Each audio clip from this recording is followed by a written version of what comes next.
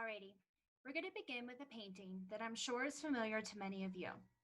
I want you to imagine if I asked you to describe this painting to a friend who was blindfolded. What words or phrases would you use to paint the image in his or her mind? Now imagine I ask you to do the activity again, only this time you could not use the words blue or yellow, and you could not include any words that had the letter S in it. I certainly just made this activity a lot more complicated for you, and at this point you might be feeling frustrated. Why? You're feeling frustrated because you have the ideas in your mind, but you now don't have the words to articulate them. Unfortunately, many English language learners experience this frustration in the classroom as they want to articulate the brilliant ideas in their mind, but they don't always have the English vocabulary to communicate them to their peers and teachers. English language learners with inspiration from my study, and from here on out, I will refer to them as ELs. My name is Elizabeth Pandya, and I am an ed tech specialist at 28 schools in the District of Columbia. The title of my study is Inclusive Tech for ELs, Learnings from Targeted Professional Development. When I began my walkthroughs at all my schools at the beginning of the year, I noticed that there were missed opportunities to have inclusive experiences for ELs. Now, that's not to say that the EL students were not receiving supports, because they most certainly were. And that's not to say that they were not using technology, because they also were doing that. But when I looked at it together, technology was never used to support an inclusive environment. They were always engaging in the tech in a station, often by themselves. And so when I thought about this problem, I realized that there were really a lot of contributing facets. First and foremost, there was inconsistent training on how to support the EL population in the general education classroom. While some of my schools had a full co-teaching model, so there was always a designated EL teacher in the classroom, some schools only had 1 or 2 staff members, and a few of my schools did not have any dedicated EL staff on site. This was coupled with historical limited professional development for how to use instructional technology in an inclusive way in the classroom. And then finally, there was just limited access to technology. So many teachers felt that even if they wanted to use the tech, it was not present in the building. So as I stated, I desired to improve the experience for EL students, but I am not in an instructional role. My role is to train teachers on how to use technology more effectively. So my population were my DCPS teachers across my 28 schools. In my ideal world, DCPS teachers would use technology to create more inclusive practices for the EL students. Now, I must note that there were many already factors in play that were contributing to this ideal world.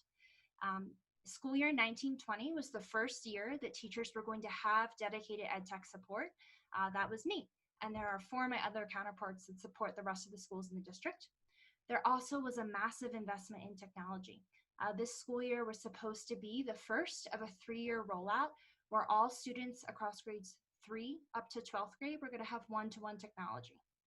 And finally, DCPS had invested in a suite of population and content agnostic tools that were going to be available to all teachers.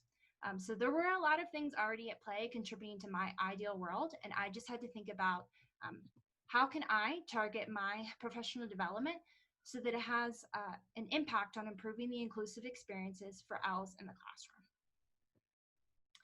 My lit review was massive because it had a lot of different parts to it. I first need to dig into what do EL students need to be successful in the classroom? What does the research say about how tech supports that? And then what do teachers need to have successful professional development? So the key thing here is ELs are simultaneously acquiring foundational English while mastering grade level content, which means they need to have access to tech tools that are doing both of those things. There's not a ton of research dedicated specifically to how the EL population can use technology to advance language acquisition, but what I did find is that when technology is used in a meaningful way, it can promote independence, it can increase access to necessary auditory and visual supports, and it allows students to move at their own pace.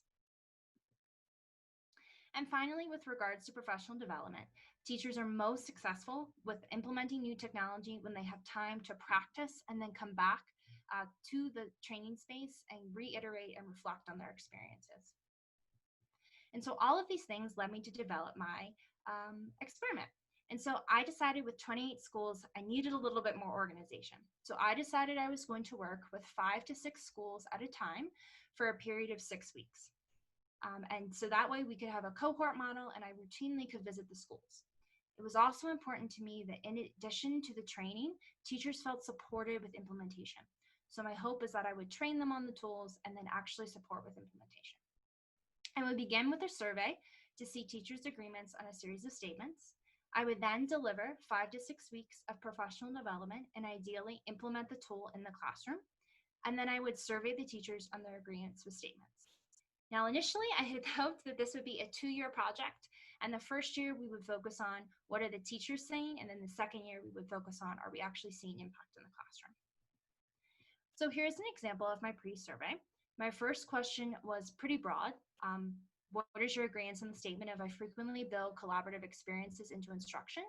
And then towards the bottom, it gets a little bit more specific. I frequently use technology tools to enhance collaboration between English language learners and native English speakers. So I wanted to see, do teachers feel like, yes, they're building in collaborative experiences? And then are they using technology to support that collaboration between English language learners and native English speakers? For my post survey, I wanted to make sure that in this first year, teachers felt more aware of the tools and an understanding in the different ways that you can use technology for an inclusive experience. I wanted to make sure that they felt confident in implementing these tools and that they felt comfortable with sharing these tools with their colleagues. Much of the research says that teachers use tools if other teachers in the building are using them. So I'm only one person, and so I was hoping that I could build a movement at the ground level to spread these inclusive tools in the classroom. Here's a snapshot of the DCPS calendar. And so I have broken up the school year into 5 cycles, working with my schools 1 cycle at a time. I would collect that pre-data at the start of the cycle, implement the training, and hopefully implement the tool with students, and then conclude with a post survey. Unfortunately, as a result of COVID, I only got to implement pre-survey data in cycle 1 and 2 and collect post data in cycle 1. So here's an example of one of the tools that I'm talking about. This tool is called Immersive Reader. Teachers can input grade level text, and then from there, students can hear the text read aloud to them in English or their native language. This is an example of Hindi here. And then students can hover over each individual word, rehear the word in English, as well as their native language. And there's also a picture dictionary available for many of the words. On the right, you can see that there's also, it highlights parts of speech. So how is this different from using an independent computer activity? Students are able to take grade level text, and whether they're working in small groups, pairs, or in a whole group situation, they immediately have access to the tool that makes the language more accessible to them, and then they have a greater ability to share and articulate their ideas with their classmates. And so once I had my planning piece, it was time to launch. This first photo here is our teachers receiving the training. Many times teachers wanted to try it out with just one student before they launched it in the classroom. So that's what you see here in the second image. And then the last image is 2 students working together, and the one student is helping the other complete his first assignment. And so my pre-survey data indicated much of what I had suspected. While the vast majority of teachers, 79%, reported that they frequently build collaboration into their instruction, only 58% said that they use technology to support technology for that inclusive collaboration between ELs and English-speaking peers. And when I dug into that a little bit more and asked teachers that did say yes, what tools are they using? They reported tools like iReady and Lexia, which if you know what those are tools that students use independently. So there was a little bit of a disconnect between using technology which builds language acquisition, which Lexia and iReady most absolutely do, but those tools are not used in a way where the student is immediately has a tool that immediately allows them to better converse with their classmates. And so for my first round, my post-survey data was really strong. 100% of my teachers agreed that they felt more aware of how to use technology to support inclusive collaborative experiences, as well as they felt confident in implementing and comfortable sharing with their colleagues. And it wasn't just how do you feel about the tools. I wanted to know specifically which tools were resonating with them. And in the bottom chart here, the purple represents a tool called Smart Online Learning Suite. And so over 50% of my initial respondents said that was the tool that they thought was going to be most useful for them to achieve this goal. And so in addition to the data, I collected some anecdotal data from my teachers. And so for many of my teachers, simplicity of the tools was really important. I was only there one day a week, and it was really important to them that they felt that the tools were simple and easy to implement. Efficiency also mattered. They cared about the tools that were going to help them make their job easier. And so one tool, Class Notebook, allows for pretty rapid digitization of many things that teachers were having to print every day. And so that really resonated with the teachers. And finally, they were really looking at tools that benefit all of their students. And so Smart Online Learning Suite resonated with the teachers because it helped achieve the goals for ELs that we were iterating, but it also was deeply engaging for all of the students. So after cycle one, we were faced with COVID. So in my role, we have about 120 schools in the district. And so I was the point person for transitioning my 28 schools to distance learning. And unfortunately, that meant I had to discontinue my data collection for about 2 months. And then when I was figuring out how I can pick this back up, I did have to discontinue with my cohort model, which definitely impacted my data. But I opened my sessions up to all teachers at a time. I really tried to focus on creating specific sessions with salient topics and realized that any moment has to be an opportunity. One thing with COVID is now all teachers were using the tools that I had set out to train on in the beginning of the year, but it was really how do I use every moment to show them how they can use this for this inclusive experience for all students. And so with the second data collection, it's important to note that this is a pretty different population because in this, once COVID hit, who was coming to me was actually English language learner teachers. So where my first set of data was a mix and primarily contained general educators, the second set was exclusively English language learner teachers. And so many of them were using tools in a more sophisticated way than the general educators were, but I still wanted to see what do they think about the tools that I was implementing. And so I continued to train on a tool, Playposit, and then I also introduced a very popular tool, which I'm sure many of you know, Flipgrid. And so again, surveying with the teachers, I actually cut out the pre-survey and just focused on the post-survey with the second group. And again, an overwhelming number of them did agree that the tools that I was sharing help support the inclusive aspect in the classroom. And I wanted to know, now that everybody's using technology, are you just using technology because we're in distance learning, or do you think that these tools are meaningful even when we return back to the traditional classroom setting? And as you can see here in the green, I asked them, do you think these tools are useful to support inclusive listening and speaking practice in the general classroom? And so the blue is no, never, and the green is yes in all cases. And so overwhelmingly, a lot of the instructors did feel that these tools were meaningful in achieving the inclusive end. So this year, I realized that really, even though it was the first time teachers were getting my level of support, it still was not enough. 28 schools was a lot of schools.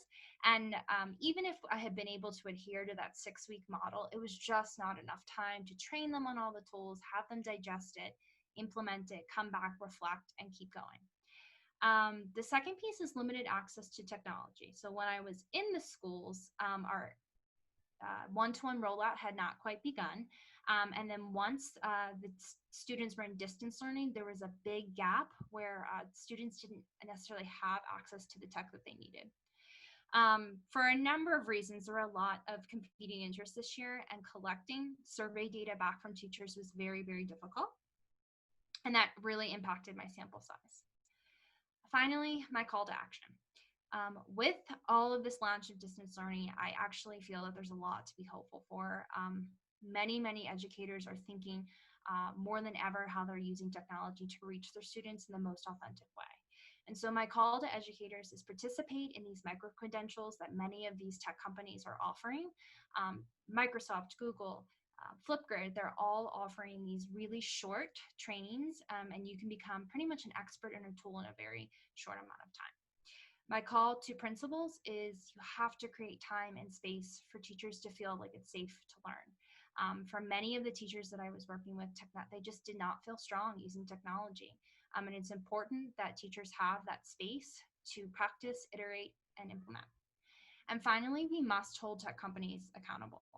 Tech companies will create the products that we demand, and it's important that we are constantly advocating for our students and ensuring that the products reflect their needs. So we'll end where we started. Again, I want you to imagine that you were asked to describe this painting to a friend. Only this time you had a tech tool that made it a little bit easier. You're probably feeling more confident and wanting to engage in more activities. This is the feeling that all students should have access to, and I am hopeful that moving forward, we can continue to think about how to use tech in a more inclusive way. My name is Elizabeth Pandya, and thank you guys for watching and listening.